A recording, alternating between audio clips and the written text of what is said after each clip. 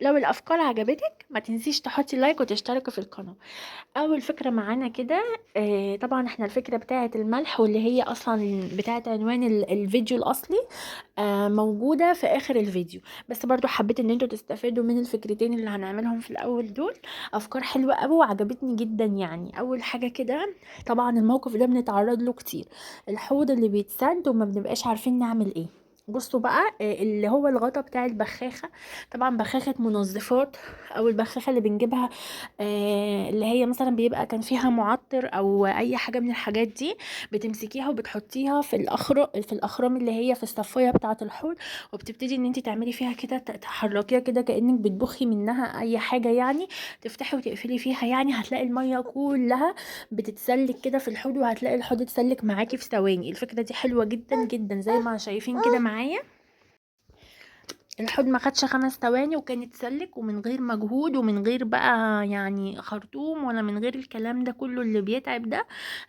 بسهولة جدا حطينا كده اللي هو الغطا بتاع البخاخ، وشفطنا كل المية الزيادة، ساعدنا كده الحوض على ان هو يعني يحرك المية كلها. المية كلها اللي فيه تتحرك والحوض يتسلك معانا. وغسلنا الحوض عادي جدا زي ما شايفين. ودلوقتي افتح عليه الميه تاني، الميه يعني هتنزل في الحوض بمنتهى السهوله. الحوض خلاص اتسلك معايا اهو. انا غسلته بالذات علشان تشوفوه كده لما احط فيه ميه تاني ان هو هيبقى متسلك وزي الفل. غسلناه ونشفناه ومفيش اي مشكله. دي كانت اول فكره معايا. تاني فكرة بقى اللي هي أصلا عنوان الفيديو الأصلي اللي هو ايه، البوتاجاز. طبعا شايفين البوتاجاز معايا، أنا سايباه كده علشان نعمل يعني أنا سايباه تقريبا بقالي يومين ما غسلتوش، علشان نعمل بقى مع بعض الطريقة دي. حلوة جدا جدا، هتنفعك جدا في تنظيفات العيد الكبير. كل سنة وانتوا طيبين. لو وصلت لحد هنا قبل ما تشوفي الوصفة الجميلة ديت، ما تنسيش تحطي اللايك للفيديو واشتركي في القناة عشان تشوفي أفكار كتير حلوة وتسهل عليكي شغل البيت. اول حاجه كده انا جبت فوطه كده ناشفه، لميت بيها كل البواقي الاكل اللي على البوتاجاز عشان نعرف بقى ان احنا نشتغل. بصوا بقى، ده ملح، وممكن كمان تحطي بداله ملح ليمون. ده ملح وعليه ملح ليمون، يعني متخلطين في بعض. بس انت لو عايزه تحطي ملح بس هيبقى نتيجته كويسه برضو، لو عايزه تحطي ملح ليمون بس برضو نتيجته كويسه. وممكن تحطي ملح عادي اللي هو ملح الطعام العادي وتعصري عليه ليمونتين، لكن انا كان عندي ملح، شوية ملح كده أكل وعليه شوية ملح ليمون. أنا سايباهم كده مع بعض في العلبة دي علشان بستخدمهم في الوصفات بتاعة التنظيف. زي بقى ما انتوا شايفين كده، وزعت الملح على البوتاجاز كله، وبعد كده شغلت العيون كلها بتاعة البوتاجاز. شغلت العيون كلها بتاعة البوتاجاز علشان تسخن معايا البوتاجاز، وتسخن معايا الأماكن اللي حوالين العيون، وتنضف بمنتهى السهولة.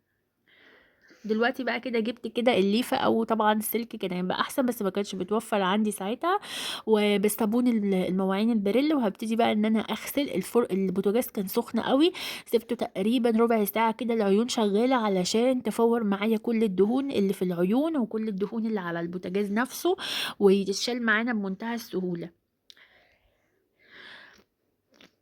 هنغسل بقى كده زي ما شايفين، هينضف معايا وهيبقى زي الفل. الفكرة دي حلوة جدا، هتنفعك بقى في التنظيفات بتاعة العيد من غير ما تكلفي نفسك وتجيبي منظفات غالية او حاجات بقى بتوجع الايد بقى، لان بيبقى مليانة بوتاس والكلام ده.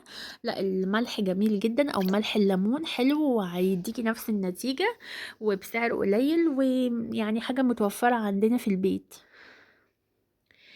دلوقتي طبعا انا بغسل غسلت البوتاجاز نفسه، علشان البوتاجاز هيبرد بسرعة أسرع من العيون. يعني العيون فضلت سخنة معايا وقت أطول، فقلت ألحق كده البوتاجاز نفسه اللي هو الحتة الستانلس دي اللي أنا بغسل فيها دلوقتي. قلت ألحق كده أغسلها بسرعة والبوتاجاز سخن، علشان يعني لو فيها أي بقعة أي حاجة تنضف معايا بسرعة. وبعد كده بقى بغسل العيون. المراية طبعا، هي ما المراية ما كانتش بقى سخنت ولا أي حاجة، بس برضو نضفت معايا، لان الليفه اللي انا كنت بغسل بيها كان فيها برضو بواقي ملح ليمون وكده مع البريل، فنضفت معايا وبقت بتلمع وجميله.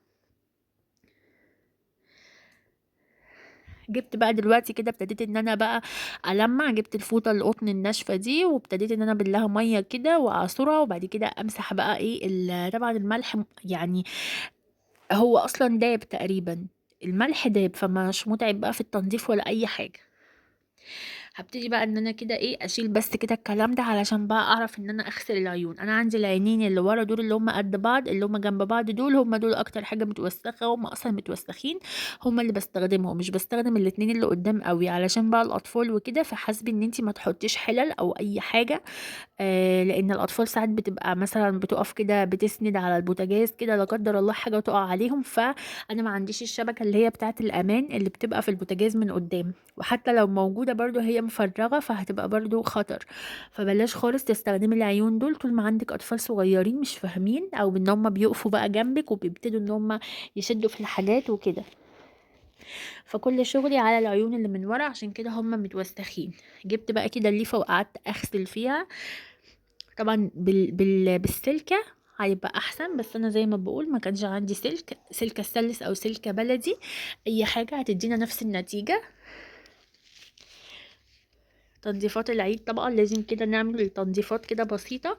كل فيديو كده هجيب لكم شوية افكار يعني، او على الاقل حتى فكرة واحدة زي الفكرة دي كده تساعدكم في التنظيف بتاع العيد، علشان الدنيا يعني تبقى سهلة كده علينا، بالذات الجو حر محتاجين ان احنا نسهل الشغل على نفسنا. حطيتها بقى، وبعد كده برضو ببتدي ان انا كل شوية بمسح كده اي صابون، اي ملح، بواقي ملح، اي حاجة معايا على البوتاجاز علشان البوتاجاز يبقى نظيف. هنا بقى كده كان خلاص، انا طبعا شلت العين تاني وكملتها لان ما كانتش لسه اتكملت. هنا بقى كده كان خلاص اتكملت كلها وبقت زي الفل. هنا بقى كده شايفين. طبعا مين بقى فينا ما بيعانيش من المشكلة دي؟ الاطفال الصغيرين بيدخلوا بيفتحوا الحنفية وبيغرقوا نفسهم، عايزين بقى هم يغسلوا ايديهم بقى بنفسهم وكده، بيفرحوا باللعب في المية. هتجيبي توكة حلوة كده زي دي، ولو اكبر من كده كمان هتبقى كويسة، بس انا حبيت التوكة الصغيرة دي علشان تمسك الحنفية معايا كويس. هتدخليها بقى كده من الحنفية كده من فوق لحد تحت، هتمسك جامد مش هتتفتح. باي باي.